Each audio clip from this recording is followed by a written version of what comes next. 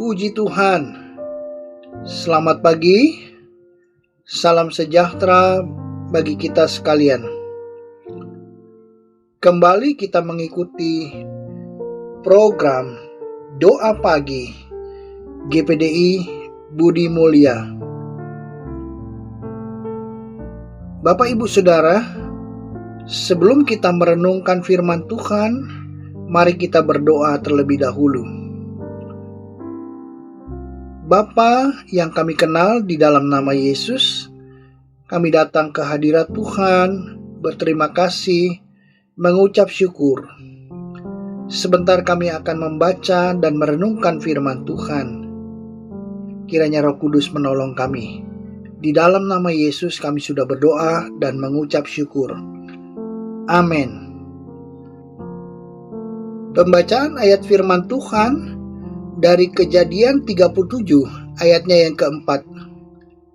Setelah dilihat oleh saudara-saudaranya bahwa ayahnya lebih mengasihi Yusuf dari semua saudaranya, maka bencilah mereka itu kepadanya dan tidak mau menyapanya dengan ramah.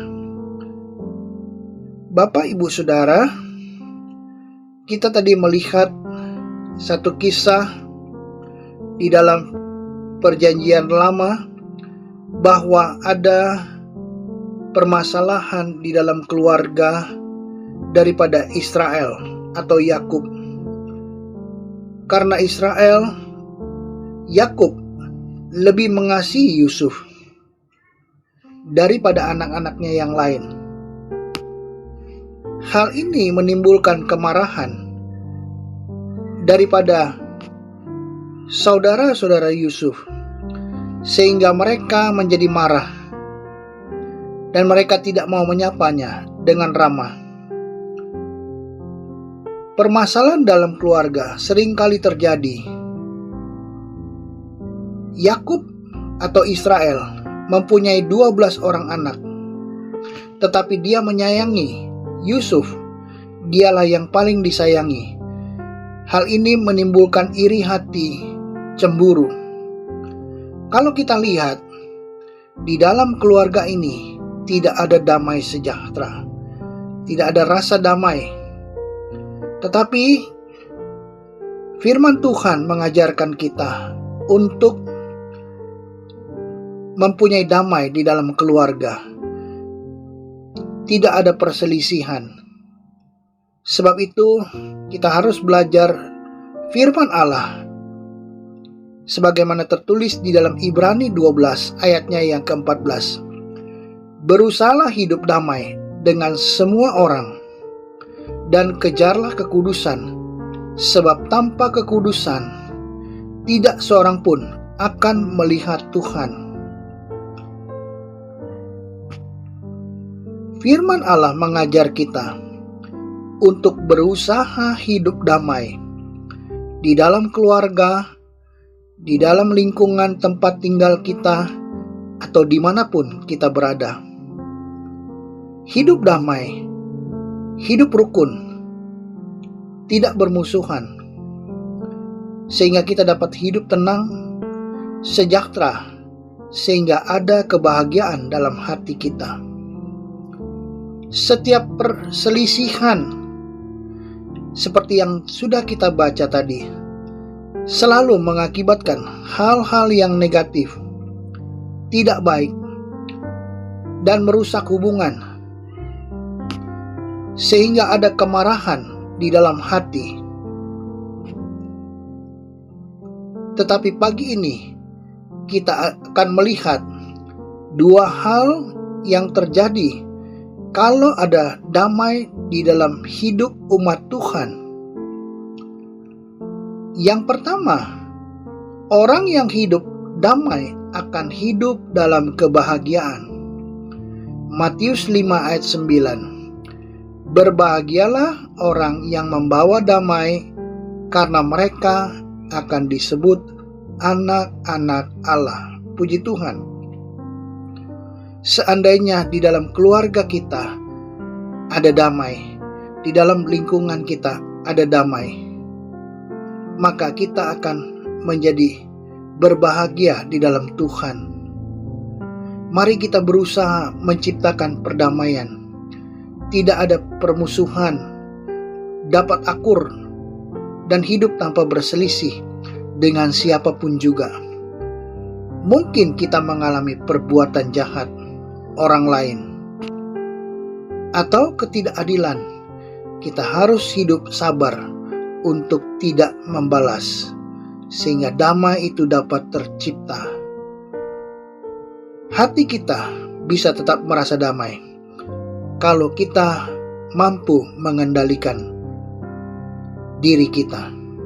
Puji Tuhan. Hal yang kedua, orang yang suka damai ada masa depan baginya.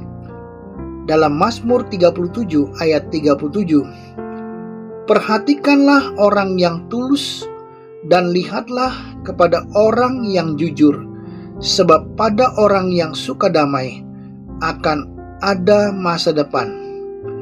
Masa depan orang percaya ditolong oleh Tuhan.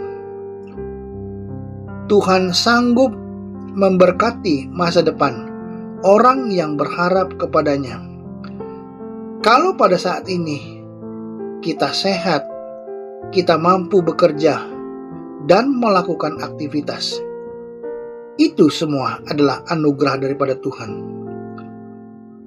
Kita bekerja dan berdoa agar berkat Tuhan melimpah, sehingga ada masa depan yang baik di dalam Tuhan. Oleh karena itu, orang yang punya damai, yang bisa hidup damai dengan semua orang, akan mempunyai masa depan yang baik di dalam Tuhan. Tapi hal yang berbeda terjadi bagi orang yang tidak hidup sesuai firman Tuhan. Dalam Yesaya 57 ayat yang ke-21, di situ tertulis, tiada damai bagi orang-orang fasik itu, firman Allahku.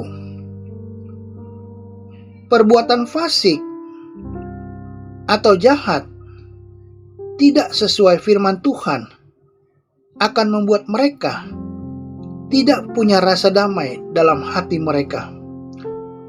Orang fasik yang hidup dalam dosa tidak ada damai dalam hati mereka, sehingga mereka tidak dapat merasa tenang dalam hati mereka.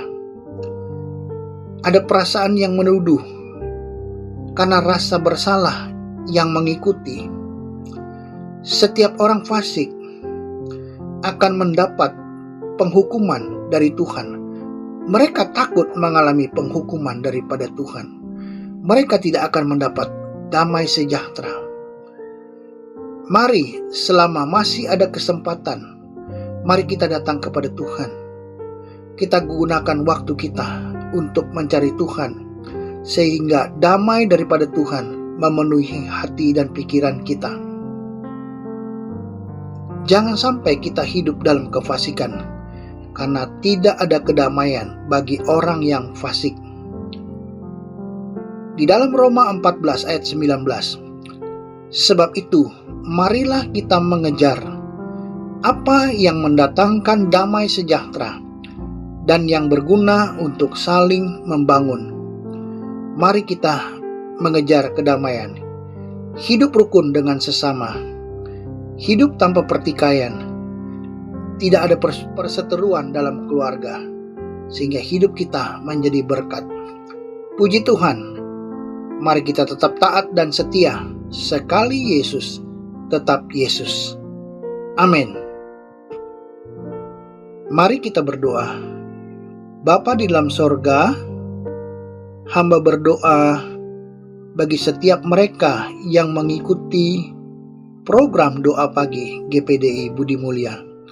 Kiranya Tuhan memberkati mereka semua, berkati jasmani maupun rohani. Setiap mereka yang bekerja, beraktivitas, Tuhan pimpin langkah hidup mereka. Tuhan berikan damai sejahtera di dalam hati mereka. Tuhan berkati apa yang dibutuhkan mereka. Tuhan tolong pimpin langkah hidup kami. Kiranya Roh Kudus menolong kami. Engkau tutup bungkus kami dengan darah Yesus. Sepanjang hari ini kami berserah ke dalam tangan Tuhan. Kami serahkan hidup kami ke dalam tangan Tuhan. Kami percaya Engkau memberkati, Engkau menolong kami. Bahkan yang sakit Tuhan sembuhkan dan pulihkan. Kami berserah ke dalam tangan Tuhan, sehingga nama Tuhan dipermuliakan di dalam hidup kami. Kami mau melakukan firman Tuhan. Kiranya Tuhan menolong kami, berkati kami semua. Di dalam nama Yesus kami sudah berdoa dan mengucap syukur. Puji Tuhan.